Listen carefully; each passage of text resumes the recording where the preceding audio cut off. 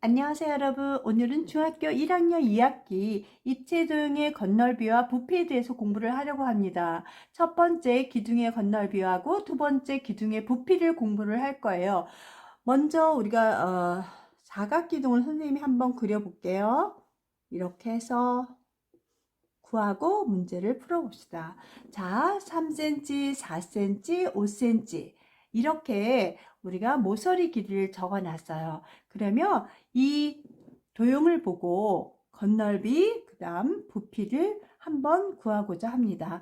자, 일단 기둥의 건널 밑넓이 곱하기 2라 그랬어요. 밑면이 뭐예요? 요게 밑면이죠. 그래서 우리가 3 곱하기 4에서 밑넓이 하나를 구할 수 있는데 위아래 두 개가 있기 때문에 곱하기 2 이렇게 해서 밑넓이 두 개를 해결했습니다. 자, 옆넓이는 가로 곱하기 세로, 가로 곱하기 세로, 가로 곱하기 세로, 가로 곱하기 세로 네 개를 따로따로 하면 너무 힘들지 않을까요? 그래서 일단은 가로를 다 더할 거예요. 그런 다음에 세로는 똑같으니까 한 번에 구하고자 합니다. 자, 그래서 가로 더하기 세로, 가로 더하기 세로.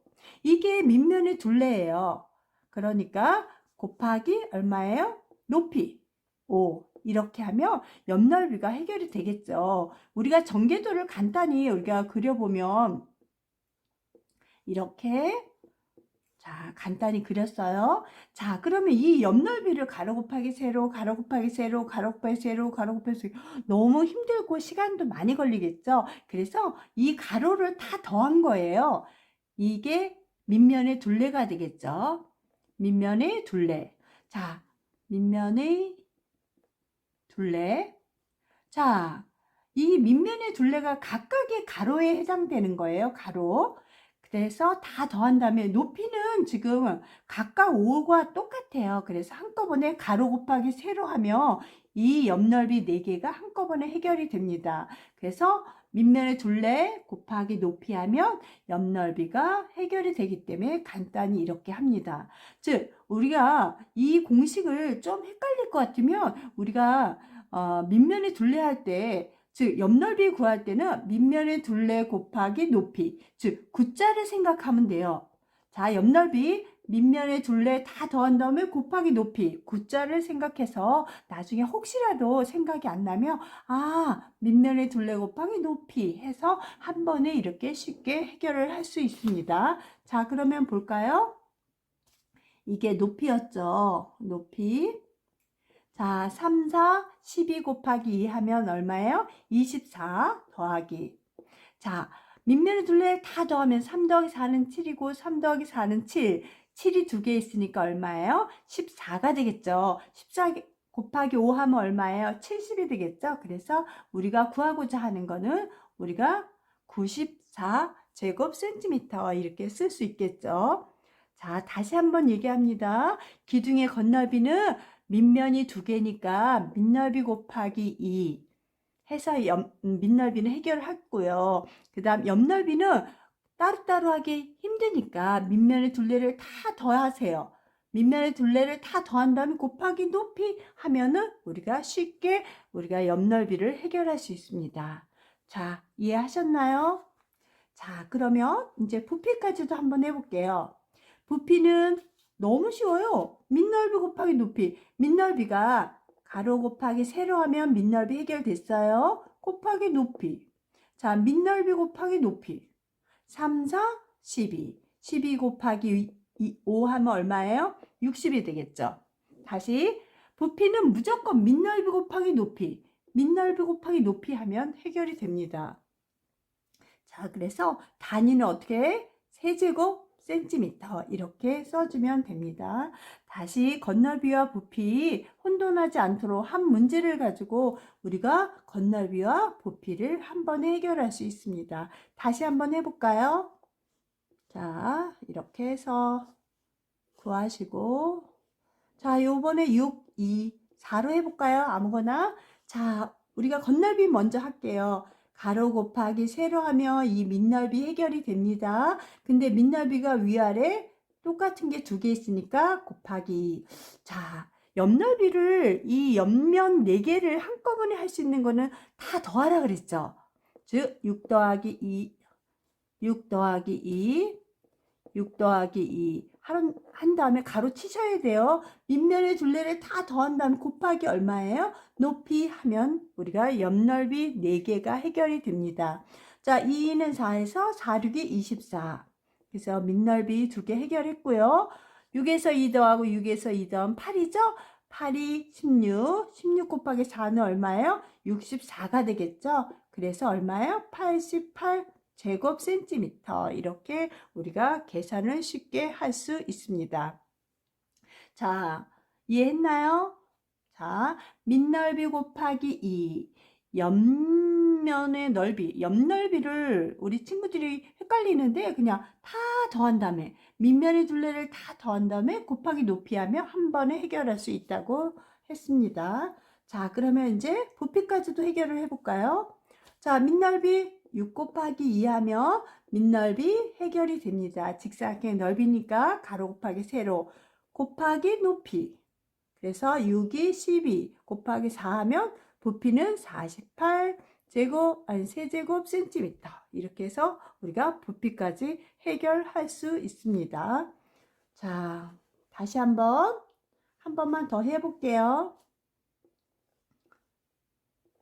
자, 우리 친구들이 이 과정은 초등학교 때 배웠어요. 3, 그 다음 뭐 할까요? 2, 그 다음 6 이렇게 해볼게요. 자, 일단은 겉넓이부터 3 곱하기 2 그럼 밑넓이 하나가 이제 나오겠죠? 근데 위아래 밑에도 하나 있으니까 곱하기 2. 그 다음 옆넓이가 가장 중요한데 선생님이 뭐라 했어? 이걸 다 더하라 그랬죠? 3 더하기 2, 3 더하기 2. 그래서 밑면의 둘레를 다 더한 다음 곱하기 얼마? 6 높이 하면 되겠죠. 자, 2는 4, 4, 3, 12가 되겠고요. 그 다음 3 더하기 2는 5, 3 더하기 2는 5. 그래서 10이 되겠네요. 10 곱하기 6은 60이 되겠고 우리가 72가 되겠네요. 제곱 센티미터. 이렇게 해서 겉넓이를 해결했습니다. 자, 그 다음 이번에는 부피를 해봐야 되겠죠? 겉넓이보다는 부피가 쉽습니다. 가로 곱하기 세로 하면 밑넓이 해결했어요. 밑넓이 곱하기 높이 하면 얼마예요? 3, 2, 6, 6, 6이 36에서 36 세제곱 센티미터. 그래서 부피 단위는 세제곱, 넓이 단위는 제곱해서 실수하지 않도록 해주세요. 자, 그래서 각기둥에 대한 겉넓이, 그 다음에 부피까지도 다 했습니다. 자, 그러면 우리가 이번에는 원을 해볼게요. 원을. 자, 반지름이 4 할까요? 그 다음 높이를 6으로 해볼게요.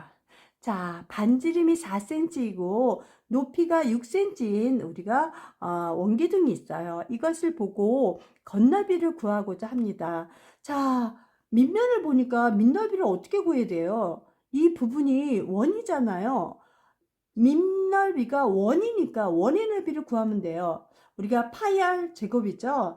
그래서 초절편식으로 해도 돼요. 이렇게 반지름 곱하기 반지름 곱하기 파이. 이게 뭐예요? 원의 넓이, 즉 밑넓이가 되겠죠. 밑넓이가 위아래에 있으니까 곱하기 2. 그 다음 옆넓이는 어떻게 한다 그랬죠? 우리가 각기둥일 때는 변을 다 더했어요. 근데 여기는 이 곡선 부분이 더할 수가 없잖아요. 그렇지만 이 원의 둘레를 갖다가 우리가 구할 수 있죠. 그러면 2파이 r, 그래서 원주 지름 곱하기 파이였어요. 그래서 우리가 파이 이렇게 써주면 되고 곱하기 얼마예요? 6 하면은 옆넓이가 해결이 되겠죠. 다시 한번 각기둥에선 다 이렇게 일일이 우리가 4개를 다 변을 더한 다음에 곱하기 높이를 해주면 됐는데 우리가 곡선이니까 이거는 원주를 뜻하는 거잖아요. 이 길이를. 그래서 원주 구하는 식 2파이 r.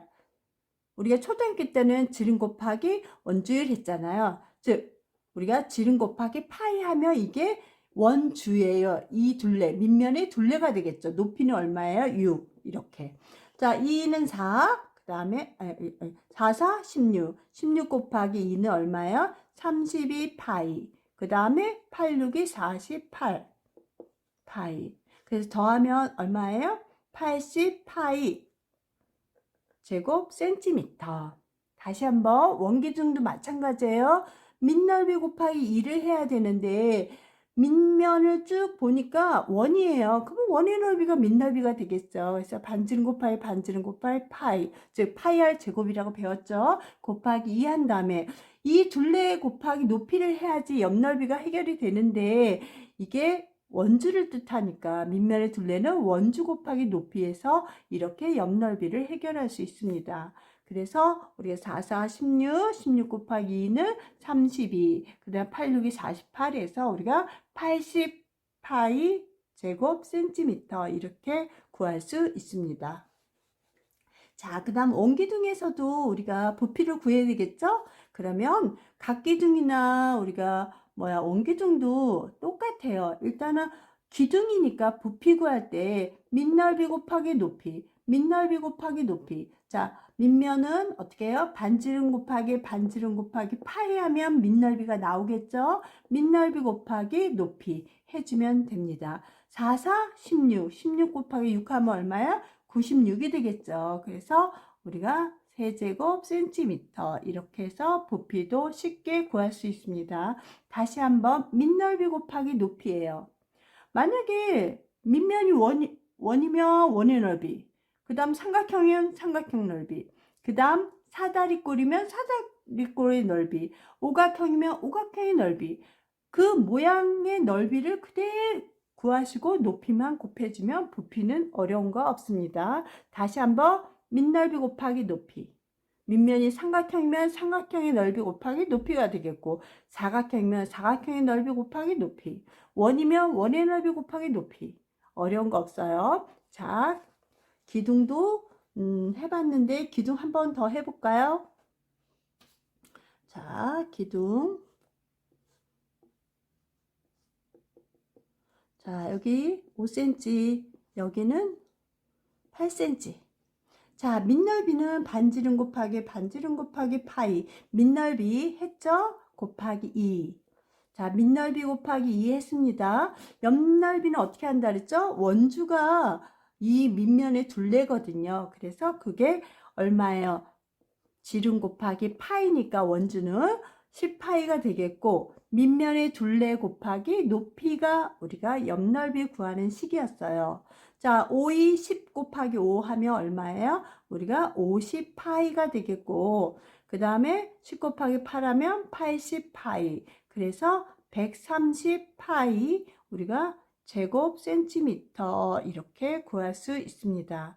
다시 한번 기둥의 건넓이는 밑넓이 곱하기 2, 옆넓이를 구해야 되는데 옆넓이는 밑면의 둘레 곱하기 높이에서 옆넓이를 구합니다. 그래서 이렇게 해서 구할 수 있습니다. 자, 그 다음 이제 부피를 구해 봅시다. 자, 밑넓이 곱하기 반지름 곱하기 파이 곱하기 높이 얼마예요? 8. 자, 그래서 우리가 5, 5, 25 하는 것보다 5, 8, 40. 그래서 5, 4, 20 해서 200 이렇게 계산하는 게 더 편하겠죠? 우리가 3 곱하기를 할 때 차례차례 하는 것보다는 곱하기는 순서 바꿔도 되니까 내가 쉬운 쪽으로 5, 8, 40 그러면 5, 4, 20에서 0 붙이면 200 파이 세제곱 센티미터 이렇게 해서 우리가 원기둥의 부피도 구할 수 있습니다. 자, 이해하셨나요? 중요합니다. 초등학교 건데 중학교랑 똑같아요. 선생님이 얘기했죠. 건널비, 기둥의 건널비는 밑넓이 곱하기 2 더하기 옆넓이, 옆넓이는 밑면의 둘레를 곱한 다음에 높이를 해주면 돼요. 자, 옆넓이를 잘 헷갈려 해요. 밑면의 둘레 곱하기 높이, 즉 밑면의 둘레를 다 더한 다음에 곱하기 높이 하면 돼요. 그런데 원주일 때는 원주 곱하기 높이 하면 우리가 옆넓이가 해결이 되겠죠. 다시 한번 밑넓이 곱하기 2 더하기 옆넓이, 그런데 옆넓이는 밑면의 둘레 곱하기 높이라는 거 요거 잘 이해하시고, 그 다음 기둥의 부피는 항상 밑넓이 곱하기 높이 하면 돼요. 근데 삼각형일 땐 삼각형의 넓이 곱하기 높이. 그 다음 사각형일 땐 사각형의 넓이 곱하기 높이. 무조건 이 밑면의 모양이 뭐냐에 따라서 넓이를 구하고 높이만 곱해주면 기둥의 부피는 우리가 간단히 해결할 수 있습니다. 자, 어렵지 않죠?